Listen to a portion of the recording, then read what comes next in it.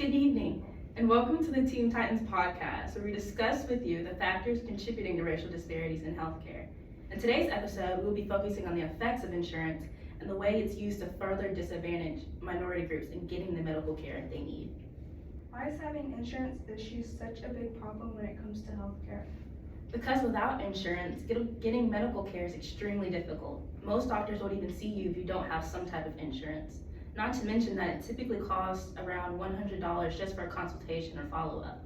The more serious your diagnosis is, the more expensive the cost, and you'll have a life-threatening medical complication. You'll have no choice but to be seen by a doctor, even if you don't have insurance, which means you could be paying out of pocket for something that could potentially range from the cost of your car, around $30,000, to the cost of your home, about $180,000.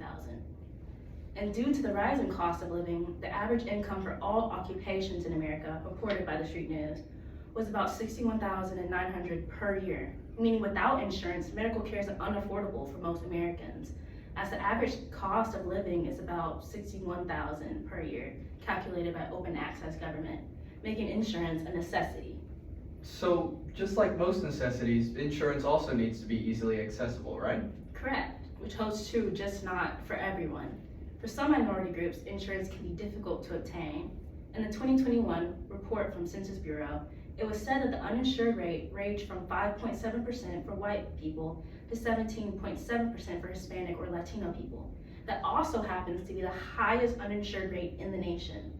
This means that minority groups such as Latinos have a higher percentage or chance of being uninsured than Caucasians, supporting the pattern of systemic racism in insurance. I can see why you think insurance isn't as easy to obtain for minorities, since the statistic shows that they are not as insured as white people. I just don't understand why that's happening. I know you must have heard the term redlining since we talked about it in our previous episode, but to our listeners who may not know, redlining is a term that's been used for decades. But in terms of insurance, it's the act of companies denying insurance to those living in certain neighborhoods due to race, by making it harder for them to access and reach depending on where they live.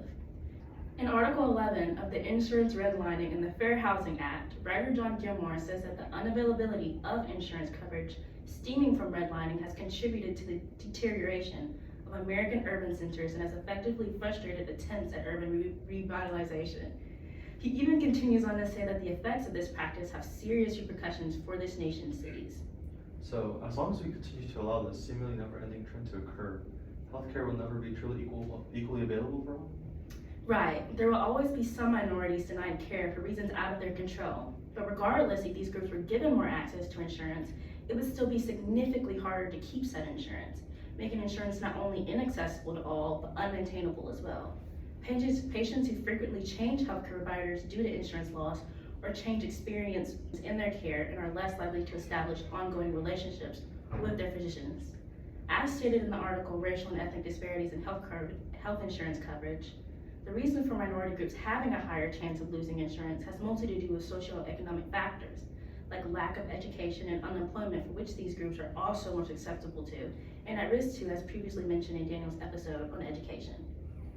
So if we just remove these barriers to insurance, will that change anything? Absolutely, because only then will we see real change. Once we start to address all of the problems instead of just part of it, then hopefully one day insurance will be equally accessible and obtainable for all. That wraps up our today's episode on the Teen Titans podcast. I hope you guys have a great day.